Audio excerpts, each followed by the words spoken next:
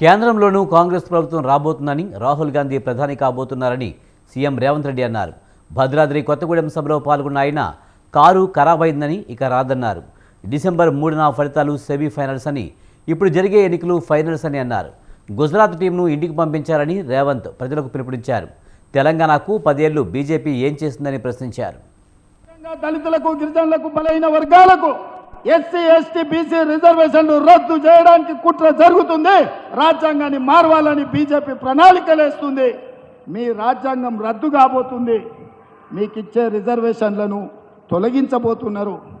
ఇవాళ మనం బీజేపీకి ఓటేస్తే మన రిజర్వేషన్లు రద్దు అవుతాయి. ఇవాళ కాంగ్రెస్ను గెలిపిస్తే మన రిజర్వేషన్లు ఇంకా పెరుగుతాయి. అందుకే ఇవాళ ఆలోచన చేయండి. మీరు బీజేపీకి వేసే ప్రతి ఓటు మన రిజర్వేషన్ల మీద పోటుగా మారుతుంది. బీజేపీ మన మెడ మీద ఏలాడుతున్న కత్తి, ఆ కత్తిని తుదబొట్టించాలి అని అంటే కాంగ్రెస్ పార్టీ గెలవాలి. మీరందరూ రాజ్యాంగాన్ని రక్షించుకోవడానికి, రిజర్వేషన్లను కాపాడుకోవడానికి కాంగ్రెస్ పార్టీని గెలిపించడానికి సిద్ధంగా ఉన్నారు కదా.